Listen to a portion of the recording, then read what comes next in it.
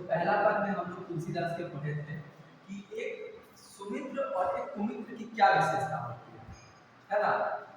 एक सच्चा मित्र और एक खराब मित्र में क्या अंतर होता है, किसके साथ रहना चाहिए, किसके साथ नहीं रहना चाहिए। ठीक है, तो तुलसीदास जी ने हमें पहले पद में ये बताया।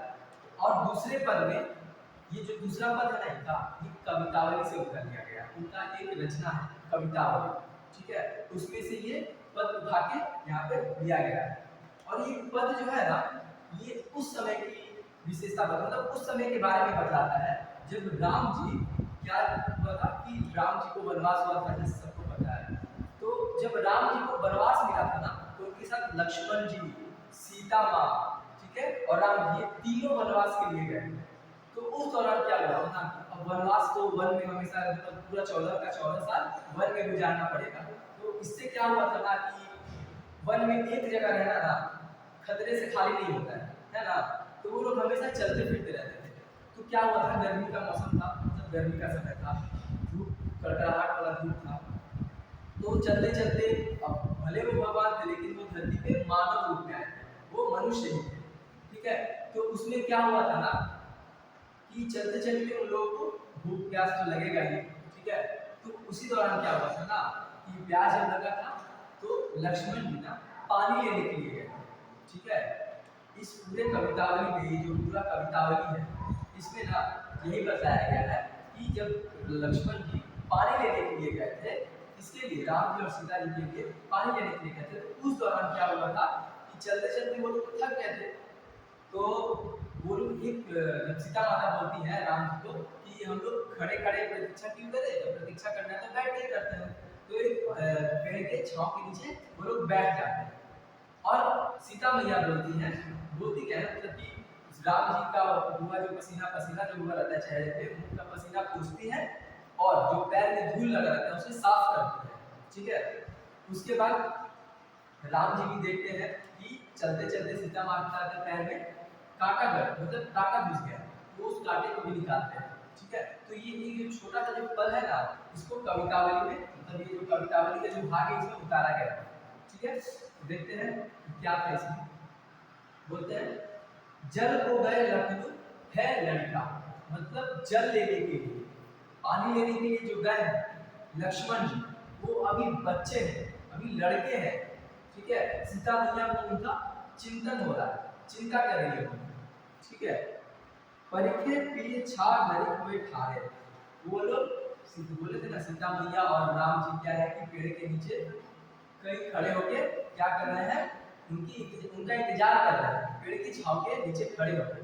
तो इतने में सीता माता कहती है क्या कि जब तक लक्ष्मण जी, मतलब जो लक्ष्मण है वो पानी लेकर आते हैं, तब तक आप बैठ जाइए पेड़ की छांव के नीचे।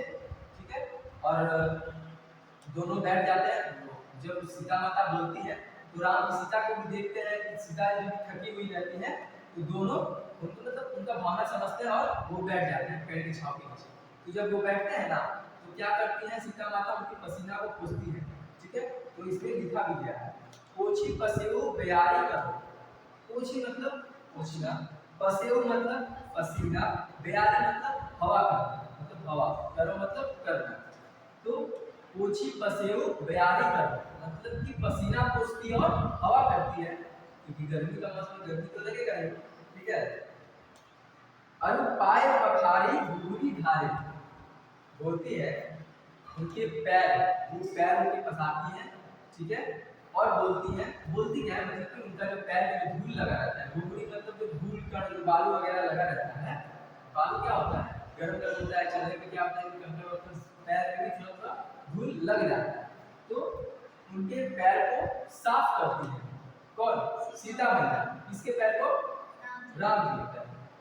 ठीक है, तुलसी रघुवीर प्रिय सब श्रम जानी के, रघुवीर यहाँ बोला गया राम जी, तुलसीदास जी कहते हैं, ये तुलसीदास जी का कहना है, ये वाला है तुलसी रघुवीर प्रिय श्रम जानी के, मतलब कि रघुवीर मतलब राम जी को कहा गया है, श्रम मतलब उनकी थकान, श्रम मतलब थकान। अब क्या हुआ था ना कि जब सीता माता बोल रही थी बैठने के लिए, कुछ समय का बात है, तो रघुवीर मतलब राम जी, प्रिय सीता जी को बोला जाता है। ठीक है, प्रिया उनको मतलब राम जी और सीता जी, रघुवीर और प्रिया। रघुवीर मतलब राम जी, प्रिया मतलब सीता मैया। ठीक है, श्रम जानी के, तो जब वो बोलती है ना इसको राम जी को कि बैठने के लिए, तो राम जी को समझ में आ जाता है। क्या समझ में आ जाता है? कि वो भी थक गई है। ठीक है, तो क्या करते हैं राम जी, बैठी विलंब लो कंटक काढ़े। ठीक है, तो वो बैठ जाते हैं और बैठते हैं ना, सीता माता तो उनका पैर का धूल साफ करती है। और क्या हुआ मतलब क्या होता है ना कि सीता माता का पैर में कांटा चुभा रहता है। ठीक है, देखो कंटक मतलब कांटा। ठीक है, विलंब मतलब देर। बिना देरी किए हुए क्या करते हैं, उस कांटे को निकाल देते हैं। काढ़े मतलब निकालना। ठीक है, तो श्री राम क्या करते हैं, बिना देरी किए उस कांटे को निकाल देते हैं। जानकी नाम को नेहू लख्यो। जानकी मतलब सीता मैया को बोला जाता है, नाम मतलब राम जी को बोला जाता है। ठीक है, सीता मैया राम के इस प्रेम को देखकर नेहू लख्यो, इस प्रेम को, नेहू मतलब प्रेम होता है, लख्यो मतलब देखकर। ठीक है, इस प्रेम को देखकर, कौन, सीता मैया राम जी के इस प्रेम को देख करके पुलकियो तनु बारे विलोचन बारे। पुलकियो मतलब होता है पुलकित होना, आनंदित होना, खुश हो जाना। ठीक है, जो भी तुम देखो, जो भी तुम सीखो, पुलकियो मतलब पुलकित होना, खुश होना, आनंदित होना। ठीक है, तो इस चीज को देख करके, ये प्रेम को देख करके सीता मैया खुश हो जाती है। ठीक है, बारी विलोचन बारे मतलब खुशी से उनकी आंख से आंसू निकल आते हैं। ठीक है, बारी मतलब होता है आंसू, विलोचन मतलब आंख, बारे मतलब बहना। ठीक है, आंख, आंख का पर्यायवाची होता है ना, आंख मतलब नयन, विलोचन नेत्र। ठीक है, तो यही विलोचन होता है। और ये पूरा का पूरा कविता, ये जो पद है, ये सारा का सारा पद ब्रज भाषा में लिखा हुआ है। ठीक है, तो लिखा जाता है ना संदर्भ, प्रसंग, व्याख्या, विशेष। तो विशेष में लिखना, प्रस्तुत कविता या प्रस्तुत पंक्ति जो भी पूछा जाए, ये ब्रज भाषा में लिखी गई है। ठीक है, ये इसका एक विशेषता। और भी विशेषता, जैसे सुमित्र कुमित्र के बारे में बताया गया है, ये भी विशेषता हो गया कविता का पहला पद का। फिर दूसरा पद में क्या लिखोगी, राम जी और लक्ष्मण जी सीता जी तीनों वनवास के लिए गए थे, तो उन दोनों के बीच का जो प्रेम है वो इस कवितावली में दर्शाया गया है। ठीक है, अब तीसरा जब पढ़ेंगे तो बता देंगे। तो हम कहाँ थे, पुलकियो तनु बारे विलोचन बारे। तो इस प्रेम को देखकर ना सीता मैया खुश हो जाती है और बोला जाता है ना खुशी के आंसू। तो सीता मैया को उसने खुशी के आंसू, वो रो पड़ी थी लेकिन खुशी से, आनंदित होकर। ठीक है, मेरा वीडियो आ रहा है अच्छे से?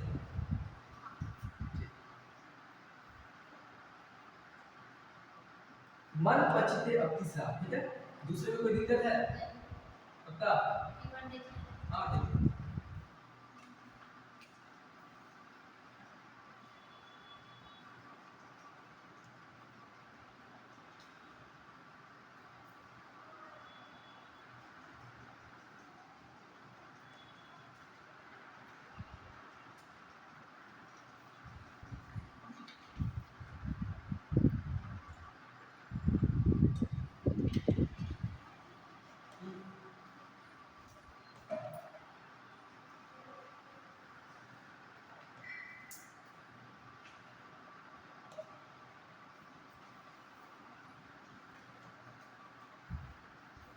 हो गया, दूसरे में कोई दिक्कत नहीं है?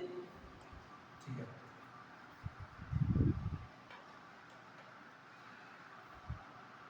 अब इसमें ना जो तीसरा पद है, उसमें कबीरदास जी क्या कहते हैं कि इंसान जो है ना, जो इंसान होता है वो बहुत ही मूर्ख होता है। ठीक है, इंसान मूर्ख कैसे हो गया, मतलब कभी कभी मतलब तुलसीदास जी हमारे को मूर्ख कह रहे हैं, तो मूर्ख कैसे हो गए? तो तुलसीदास जी ये भी बताएंगे तो मूर्ख कैसे हो गए। अब क्या हुआ ना कि कभी भी इंसान ना समय रहते ना कोई भी चीज नहीं करता है। अब जैसे यही लोग देखो, क्लास तो करने नहीं आया लेकिन रिकॉर्डेड क्लास हम देखेगा घर पे चल रहा है वीडियो। अब जैसे कि ये लोग रिकॉर्डेड क्लास देखेगा, अब इसमें कोई दिक्कत होगा तो ये लोग किससे पूछने जाएगा? किसी से पूछेगा नहीं, उस टाइम में तो देख लेगा, उसके बाद क्या कि नेक्स्ट क्लास में आएगा उसके बाद पूछेगा, तब तक तो कन्फ्यूजन ही रहेगा ना। तो यही बात है। तो तुलसीदास जी भी यही बोलते हैं कि मन पछते अवसर बीते, मतलब कि जो मनुष्य होता है ना, जब अवसर जब समय बीत जाता है ना, तब क्या कहता है कि काश मेरे पास समय होता, हम ये कर पाते वो कर पाते। अरे गधा तुम्हारे पास समय था, ठीक है। तुलसीदास जी गधा नहीं बोलते, लेकिन वो बताते हैं सब कुछ कि तुम्हारे पास समय है हर चीज करने का, लेकिन तुम क्या करते हो, उस समय को व्यर्थ कर देते हो, बेकार कर देते हो, फोकट पे चले जाने देते हो, उस समय कुछ कार्य नहीं करते। जब समय बीत जाता है तब तुमको लगता है कि अरे मेरे को ये कर लेना चाहिए था, वो कर लेना चाहिए था, ठीक है। तो तुलसीदास जी यही चीज ना अपने इस पद में कहते हैं, ठीक है। और ये तीसरा पद लिया गया है विनय पत्रिका से, ठीक है। तो पढ़ते हैं हम लोग इसको। मन पछते पछते हैं अवसर बीते, मतलब कि मनुष्य जो होता है बहुत मूर्ख होता है, ठीक है। मन पछते, वो कब उसके अंदर पछतावा की जो भावना होती है वो कब आती है, जब अवसर चला जाता है, कोई भी काम करने का समय जब चला जाता है, ठीक है। दुर्लभ दे पाई हरिपद धन। तुलसीदास जी कहते हैं, बार बार मुंह से कबीरदास निकलता है, ठीक है। अरे क्या बोला कि अभी 9 को भी कबीरदास के पद पढ़ाए हैं और 10 को भी कबीरदास के पद पढ़ाए, इसीलिए कबीरदास बार निकलता है। तो तुलसीदास जी बोलते हैं ना कि ये जो मानव का शरीर है ना, ये बहुत ही दुर्लभ है, ये बहुत ही कठिनाई से मिलता है। मानव जीवन इतना आसानी से नहीं मिलता है, बहुत कठिनाइयों का सामना करने के बाद ही मनुष्य का शरीर प्राप्त होता है, ठीक है। तो जो हम काम करते हैं, कर्म करते हैं, तो हमेशा इसको किसी की भलाई के लिए करना चाहिए, समाज की भलाई, किसी के समाज की भलाई मतलब कि लोगों की भलाई, ठीक है। तो लोगों की भलाई में हमेशा हमें तत्पर रहना चाहिए, हमें अपना स्वार्थ छोड़ के उनकी सहायता करना चाहिए, ठीक है। क्यों करना चाहिए भाई, क्योंकि ये जो मानव का जो शरीर है बहुत ही कठिनाइयों के साथ मिलता है, बहुत ही अवसर के बाद मिलता है, बहुत ही अच्छे अच्छे कर्म करोगे तब तुम्हें ये शरीर मिलता है। तो दुर्लभ दे पाई हरिपद, हरिपद भजो कर्म वचन अरुहिते, मतलब तुम्हें ये शरीर बहुत ही कठिनाइयों के बाद मिला है, तो तुम इस जो शरीर का जो तुम्हारा क्या बोलते हैं, जो भी अच्छे कामों में किसी भी मतलब मनुष्य का जो शरीर मिला है ना, इसको ना व्यर्थ नहीं आने देना चाहिए, इसको हरि पर मतलब कि क्या बोलते हैं, भगवान की चरणों में, भगवान की चरणों में, अर्थात कहने का मतलब ये है कि भगवान के चरणों में तुम अपना सिर झुकाओ, हमेशा भगवान को याद करो। अब भगवान को याद करने का मतलब ये नहीं हो गया कि तुम हमेशा राम राम जपते रहो जपते रहो जपते रहो, सारा काम काज छोड़ दो, नहीं, सांसारिक कर्मों को भी करो, ठीक है, सांसारिक चिंतन में भी अपना बुद्धि घटाओ, ठीक है, लेकिन सिर्फ राम राम मत जपो, लेकिन जपो, जपो मतलब कि भगवान को याद करो। भगवान को याद करने से क्या होता है, मन में शीतलता होती है, मन को ठंडक प्राप्त होता है, ठीक है। तुलसीदास जी यही बोलते हैं कि जो हरि का पद है, ठीक है, उसमें हमें अपना जीवन व्यतीत करना चाहिए, और कर्म वचन अरुहिते, कर्म वचन अरुहिते मतलब कि जो हम बोल रहे हैं, जैसे होता है ना कि कोई कुछ बोल देता है और कुछ करता नहीं है, जैसे कि हम बोल दिए कि अब इससे भी बड़ा बोर्ड बनवाए, ठीक है, और हम बनवाए, तो तुम क्या बोलोगे, अरे भैया तुम खाली झूठे बोलते रहते हैं, है ना। तो यही बोल रहे हैं तुलसीदास जी कि मनुष्य को हमेशा अपनी वाणी पे मतलब क्या टिके रहना चाहिए, कायम रहना चाहिए, हाँ, समझे।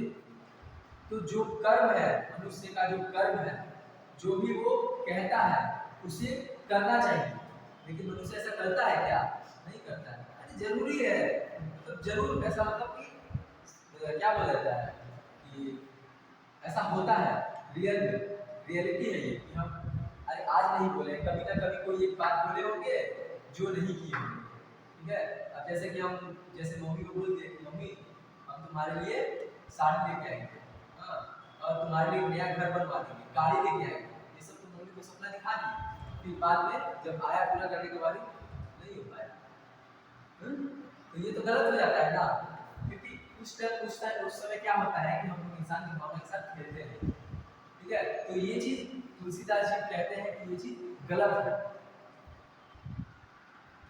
तो हमें क्या क्या करना चाहिए, जो हम कहे उसे जरूर पूरा करना चाहिए। ठीक है, ये तुलसीदास जी का कहना है और ये तुलसीदास जी का कहना सत्य है।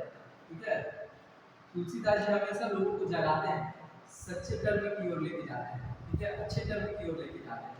जो हम दुष्कर्म करके बैठे हैं उसको हमसे दूर निकालना चाहते हैं, इसलिए हमें उनका कविता पढ़ना चाहिए। समझिए, सहस बाहु दस बदन आदि गिरे बचे न काल बलिते। बोला जा रहा है सहस बाहु, सहस बाहु मतलब बहुत ही बलवान, सहस बाहु मतलब कि बहुत ही बलवान, बहुत ही ताकतवर। ठीक है, दस बदन, दस बदन किसका होता है, मतलब 10 बदन मतलब 10 से। ठीक है, रावण के बारे में बोला जा रहा है।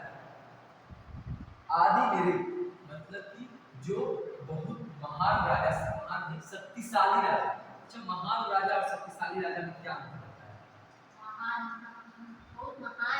महान महान और शक्तिशाली दोनों में अंतर होता है। ठीक है, महान राजा शक्तिशाली हो सकता है लेकिन एक शक्तिशाली राजा महान नहीं हो सकता। कैसे?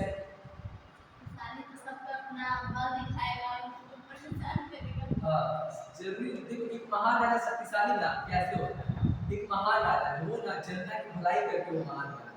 ठीक है, वो अपने जनता की भलाई करके महान बना है। तो जाहिर सा बात है कि जब भी युद्ध छिड़ेगा या कुछ भी होगा या फिर राजा के ऊपर जो भी मुसीबत आएगी तो उसको जनता साथ देगी। तो राजा तो शक्तिशाली ऐसे भी हो गया, लेकिन अगर राजा शक्तिशाली है, बहुत ही अच्छा, तो जैसे कि रावण वो बलशाली है, वो लेकिन ना अपने प्रजा को अगर खुश नहीं रखता, मतलब नहीं रखता ही नहीं। ठीक है, वो हमेशा जुल्म करता है। तो जब प्रजा को खुश नहीं रखता है, तो जब राम जी के साथ जब युद्ध छिड़ा था रावण का, तो उसकी प्रजा उसके साथ नहीं आई थी। तो यही बात है कि शक्तिशाली राजा ना महान तभी मतलब हो ही नहीं सकता जो दूसरे के ऊपर बल दिखाए। ठीक है, अपने से कमजोर के ऊपर बल दिखाए। दूसरे का मतलब अपने से कमजोर, कोई भी शक्तिशाली व्यक्ति ना अपने से बलवान व्यक्ति से लड़ता ही नहीं है, उसको घमंड रहता है। क्यों? क्योंकि वो जानता है कि वो हार जाएगा और उसका घमंड टूट जाएगा। समझे? तो महान और शक्तिशाली के बीच का ये अंतर है। ठीक, ऐसा पूछेगा नहीं, बस ऐसे नॉलेज बता। ठीक है, और बताना क्या, ये तो सबको पता भी होता है और होना भी चाहिए।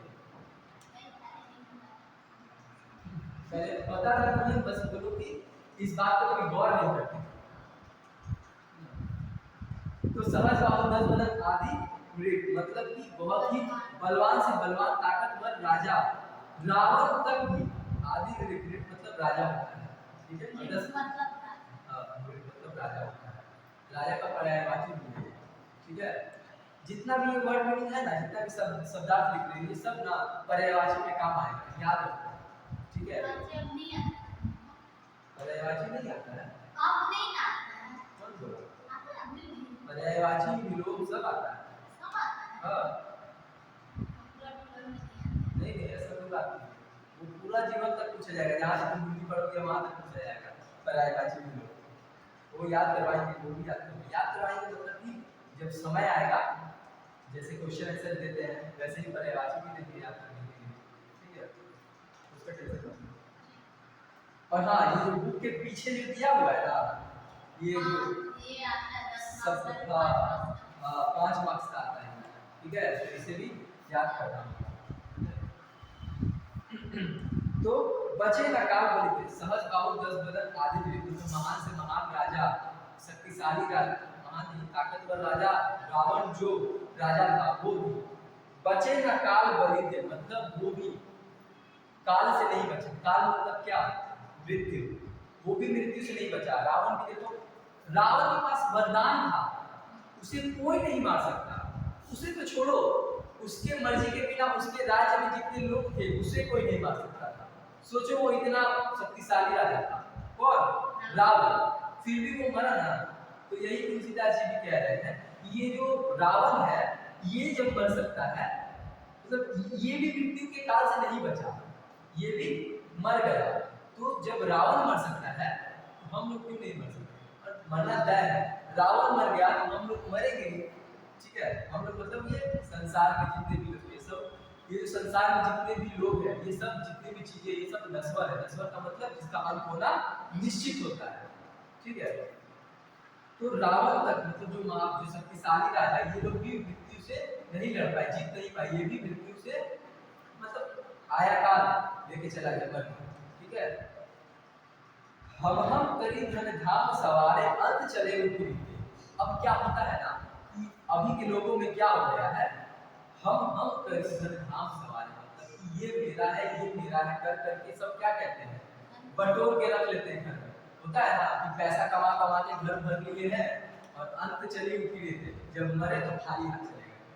तो ये जो हम करके ये मेरा है करके जो हम लोग सब सवारते हैं, हम लोग सब रखते हैं, जैसे कि बोलते हैं कि ये मेरा घर है, वो मेरा गाड़ी है, ये मेरा कलम है, ये मेरा किताब है, बोलते हैं ना ये मेरा फोन है, ऐसे बोलते हैं। तो ये सब बोलने का कोई फायदा नहीं, ये सब बोल के हम सिर्फ क्या करते हैं, अपने हाँ दिखावा ही करते हैं। अंत में क्या होगा, अंत चली उठी रीते मतलब खाली हाथ हमको यहाँ से जाना पड़ेगा, समझे। तो इस सब का कोई फायदा नहीं। तुलसीदास जी कहते हैं कि ये जो सब है ये सब मोह माया है, इसके पीछे भागना मतलब बेवकूफी होता है। धन धाम मतलब जितना भी धन होता है, धन मतलब होता है जो धन, और धाम मतलब महल घर जो भी बोलो, धन से अपने घर को सजा दिए। ठीक है, हम करके मेरा जितना भी धन था उसे अपने महल को अपने घर को सजा दिए, लेकिन अंत में क्या हुआ, खाली हाथ चले गए, कोई फायदा हुआ नहीं, ये सब तो मोह माया ही रह गया ना। चलो, सूत बनिताभी जानी सवारत रथ, क्या हुआ था ना करूं ये सब ही थे, अंत तो ही तजे के पामर न तजे अबही थे। अब इसके पीछे ना वाल्मीकि का उदाहरण दे, जैसे वाल्मीकि थे उनका उदाहरण देते हैं।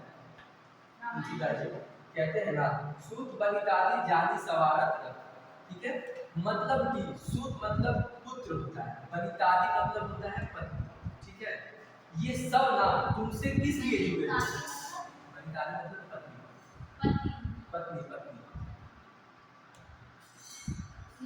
सूत मतलब पुत्र और बनितादि मतलब पत्नी। तो सूत बनितादि जानी सवारत रथ, सवारत मतलब होता है स्वार्थ, अपने मतलब के लिए। ठीक है, तो जो भी पुरुष का जो बेटा होता है, पुत्र होता है या फिर पत्नी होती है, वो उससे किस लिए जुड़ी रहती है, अपने स्वार्थ के लिए जुड़ी रहती है ना। वो कैसे, वो हम बता देते हैं। एक रत्नाकर डाकू था, रत्नाकर नाम का एक डाकू था। ठीक है, तुम जानती हो उस रत्नाकर डाकू के बारे में, जानती हो, बताएंगे अगर तुम समझ जाओ कि ये रत्नाकर डाकू है कौन। ठीक है, ये रत्नाकर डाकू था। क्या हुआ ना, ये हमेशा ना दूसरों के घर में डाका डालता था, डकैती करता था, अपने घर में उनका लूटा हुआ सामान लाकर भरता था और अपने घर का पालन पोषण, मतलब परिवार का पालन पोषण करता था।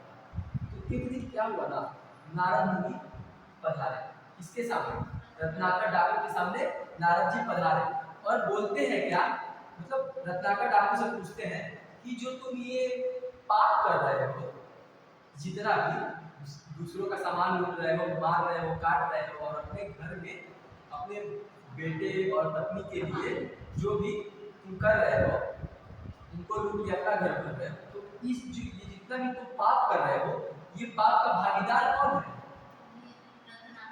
तो रत्नाकर से पूछे, तो रत्नाकर बोला मैं तो हूँ ही, लेकिन मेरे साथ साथ मेरा बेटा और मेरी पत्नी भी, क्योंकि हम जो लूट के ले जा रहे हैं वो तो कहीं ना कहीं मेरा बेटा और मेरी पत्नी ना उससे उसका लाभ उठा रहे हैं, मतलब खाना पीना खा रहे हैं। ठीक है, तो ठीक है, ये क्या बोलते हैं, नारद मुनि बोले ठीक है, तो यही बात तुम जाके अपने घर में अपने पुत्र से और अपनी पत्नी से पूछना। तो जब रत्नाकर डाकू पूछता है अपनी पत्नी से कि अच्छा मैं ये जो डकैती करता हूँ, इसका ये जो पाप करता हूँ, इस पाप का भागीदार कौन है। तो पत्नी बोलती है सिर्फ आप हैं, पुत्र बोलता है आप हैं। ठीक है, ऐसे बोल देता है, और सही बात है वही है ना, कि वही तो कर रहा है। ठीक है, तो इससे क्या हुआ ना, रत्नाकर डाकू का आँख खुल गया, मतलब आँख खुल गया मतलब कि उसको समझ में आ गया कि हम तो कर रहे हैं अपने परिवार के लिए, लेकिन वो कभी भी मेरा पाप को बांट नहीं रहा। परिवार वाला खुद बोल दिया कि हम भागीदार नहीं, इसके भागीदार आप है। तो ये रत्नाकर डाकू क्या होता है, उस दिन से डकैती बंद कर देता है और राम जी के ध्यान में लीन हो जाता है। ठीक है, और बाद में ये वाल्मीकि बन जाता है। अब बोलो वाल्मीकि को जानते हो, सुना सुना कहानी लगा, ये वाल्मीकि को तुम जानते हो, तो यही वाल्मीकि बाद में रामायण रचे। इतना सोचो, भक्ति में, भगवान की भक्ति में इतना ताकत होता है कि एक डाकू को सवार के वाल्मीकि जैसा इंसान बना दिया। रत्नाकर क्या था? एक डाकू था, डकैती करता था। वाल्मीकि क्या है? राम का भक्त है, रामायण लिखने वाला। आज वाल्मीकि को सब याद करते हैं। कैसे याद करते हैं?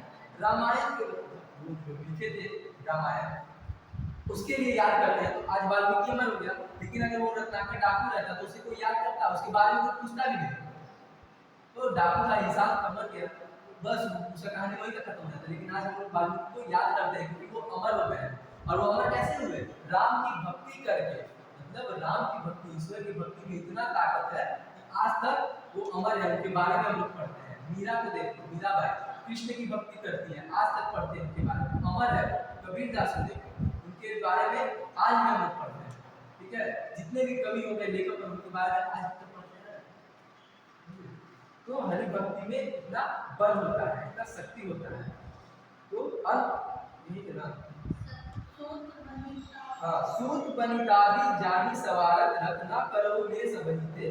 तो पुत्र पत्नी जो भी तुमसे, तुम्हारे, तुम क्या बोलते हैं, तुम्हारे साथ कभी तक है जब तक उनका स्वार्थ जुड़ा हुआ है। अगर तुम उसको खिलाओगे पिलाओगे नहीं, उनका पालन पोषण नहीं करोगे तो आज तुम्हारे साथ वो रहेंगे, वो कोई भी नहीं रहेगा।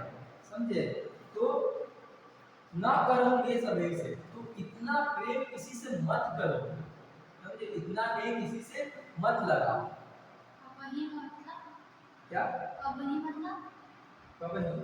आप तो ये वाला पढ़ रहे हैं ना, तो ही सूत बनिता, हाँ, तो सच है उसमें। हाँ, सूत बनिता आदि जानी सवार, सवार मतलब स्वार्थ, अपने स्वार्थ के लिए। ठीक है, ना करहूं ने मतलब होता है प्रेम, सभी मतलब सबसे। तो क्या बोल रहे हैं तुलसीदास जी कि सबसे प्रेम मत रखो, इन सबसे प्रेम मत रखो, ये सब अपने अपने स्वार्थ के लिए तुमसे जुड़े हुए हैं। रथ मतलब जुड़े हुए हैं या तुमसे लगे हुए। ठीक है, इस रथ, रथ सवारत, रथ का लगे हुए हैं, जुड़े हुए हैं, जुड़ा हुआ। अंत तो ही तजेंगे पावन, अंत में ये तुम्हें ही पापी, अंत में तुम्हें ही ये छोड़ देंगे। तजेंगे मतलब त्याग देंगे, तजेंगे ताही मतलब तो ही लिखा है, तो ही मतलब तुम्हें, अंत मतलब अंत में, अंत हूँ, अंत हूँ तो ही तजेंगे पावन। देखो जो बताया, पावन मतलब होता है पाप। ठीक है, जो इंसान है ना, इंसान का मन ना बहुत पापी है। ये ना क्या है, किसी मोह माया के पीछे भागता फिरता है, अपने स्वार्थ के लिए भागता फिरता है। वह कभी समाज का कल्याण करना चाहता ही नहीं है। तो मनुष्य का मन बहुत ही पापी है। तो जो है अंतम तो ही तजेंगे, मतलब कि अंत में ना मनुष्य का मन इतना पापी होता है ना कि अंत, अगर तुम इन्हें नहीं छोड़ोगे ना तो अंत में ये तुम्हें ही छोड़ देंगे। अब जैसे कबीरदास के पद में हम लोग पढ़े थे ना कि जब इंसान मर जाता है तो उसको घर से बाहर निकाल दिया जाता है। तो वही ना, देखो तुलसीदास जी भी यही बोल रहे हैं कि अंत में तुम्हें ही त्याग देंगे ये। अगर तुम मान लो अगर उनके काम नहीं आते। अब क्या होता है ना कि जब एक लड़का बड़ा हो जाता है अपने घर में और वो कमाए धमाए कुछ काम ना करे, 30 साल का हो लड़का कुछ कमाता ही नहीं, उसके माता पिता क्या करेंगे? उसको इज्जत देंगे? नहीं देंगे। और 2-3 साल 4 साल 5 साल झेलेंगे, फिर भी नहीं कमाए तो क्या करेंगे? भाई तो अपना बोरिया बिस्तर समेटो और चलते बनो, यही कहेंगे। और होता भी है बहुत जगह ऐसा। ठीक है, अरे माँ बाप कितना दिन कमाएंगे, खा खिलाएंगे, ऐसा होता है। ठीक है, तो बोलते हैं कि तुम नहीं कमा रहे हो तो यहाँ से चलते बनो, होता है। तो सब अपने अपने स्वार्थ के लिए तुमसे जुड़े रहते हैं, समझे? और अंत में तुम्हें त्याग देंगे क्योंकि ये मनुष्य का मन बहुत ही पापी है। ठीक है, तू ना तजे अवहिते, अगर तुम अभी नहीं त्यागोगे ना अंत में ये तुम्हें त्याग देंगे। ठीक है, समझ में आया? तू ना तजे अवहिते, अगर तुम अभी नहीं त्यागोगे तो वो तुम्हें त्याग देंगे। अब नाथ ही अनुराग जागो जड़ त्यागो दुरासा जीते।